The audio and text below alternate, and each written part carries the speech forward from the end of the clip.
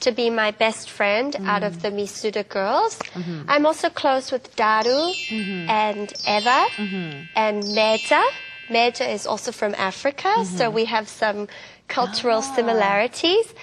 But I think I would have to say that I share my secrets and my hardships and my good news mostly with Bianca because we talk every day. So it's as though we're a family. Yeah. Well, if you get a chance right now, and let's say Bianca is watching right now, why don't you give a message to Bianca? Anything you want to say or things that built up you want to say? Okay. Well, Bianca will be watching because we always try to support each other and cheer each other on. My 동생, actually you're just like my friend or my sister. Thank you so much. Over the past few years, every time I've had a problem or every time I've had a challenge, I can always turn to you and I can always tell you everything that I'm thinking and feeling and never worry about being judged. You're my best friend and I feel like I have family in Korea because of you. And I love you lots, and I'm so happy to have you in my life, and I can imagine us being 60, 70 years old, eating han식, Korean food together, and talking about the good old days when we were young and pretty, and we went out and partied and had a wild life, and it was so much fun, and I'm sure that we're just going to continue to share our lives with each other, and I'm thankful to you. So. 사랑해. Well, we're going to have to ask Bianca to do this later on, too. Oh!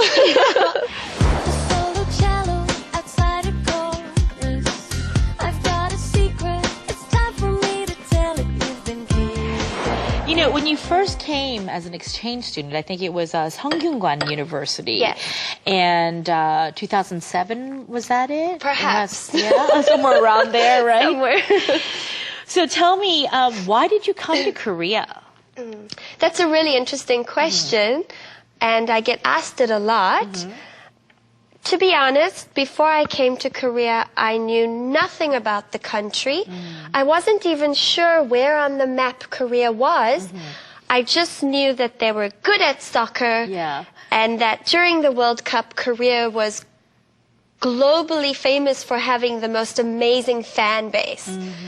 So outside of that, I really wasn't sure about the country, but I wanted to try something new.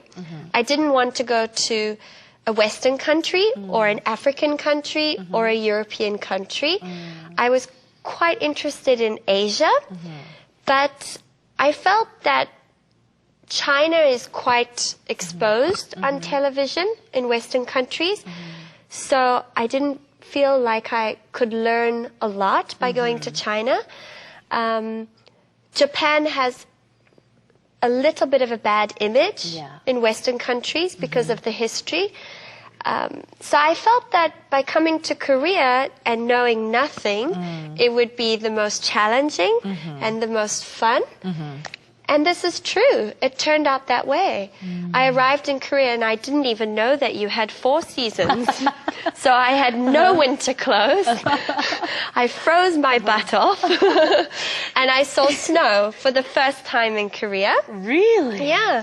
In all your years, you haven't seen snow. Yeah, I'm from Africa. We have spring, summer. That's about it. Our weather is warm. I'd never seen snow. We also don't eat a lot of spicy food. I see. So I was quite shocked when I first arrived because Westerners have this misunderstanding that Asians eat only rice or noodles and it's quite bland. But I was pleasantly surprised that Korean food has so many different kinds and so many different side dishes and flavors, and at first it was a little difficult to eat, and actually the first time I ate kimchi, I broke out in a red rash, like an allergic reaction. I think my body was in shock, but a few days after that I got used to it, and now if a few days pass and I don't eat Korean food, I crave it. Really? Yeah. What's your favorite Korean food? I love 된장찌개. Uh-huh. I love 된장찌개. I have since I first arrived. I think it's really suitable for foreign girls because it's quite healthy. Yeah. It has many different kinds of vegetables in it. It has tofu and it has beans, which is really good for our skin and hair.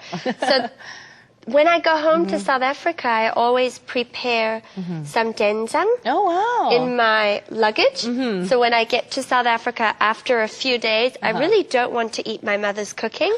And I end up making 된장찌개. For your family. For my family. So I think that this face might be 서양, Western, but my taste buds and my maum, my heart has kind of become Korean. Wow. Yeah. So this is where we can call you 된장녀, right? Do you know this term? I have been called 된장녀, but not because I'm a snob. Because the real meaning of 된장녀 is somebody who shops a lot, Yes. uses a lot of money, even when it's not their money, it's their an oppa or some guy that they know they use for money, and they only really care about labels, about what 동네 you live in, Right. what handbag you carry, and how much money you have in your bank account. I'm really not like that at all. I'm just your everyday kind of girl. But I do love 된장찌개, and I eat it about 3 to 4 times a week. Wow. And I even did a commercial for it Oh. with this really funny song that went like Okay. 이런 된장, 이런 된장, 이런 된장, 이런 된장, 이런 된장, 이런 된장, 냄새 없습니다, 맛 좋습니다, 된장 맞아요. And they only gave me that job because I'm such a bad singer, and they thought that it would be funny.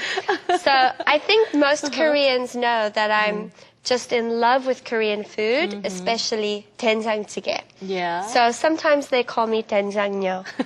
But the good meaning of 된장녀. Because you really like it. Not the 압구정 된장녀.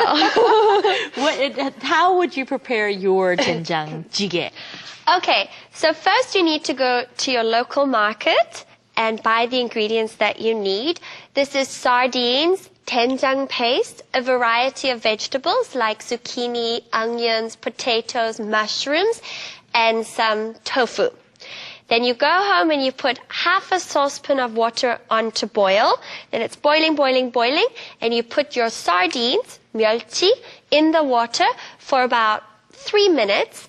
Then you take the dead body out. The dead body of the fish gets thrown into the trash. And your water looks kind of murky gray, but it tastes delicious. It tastes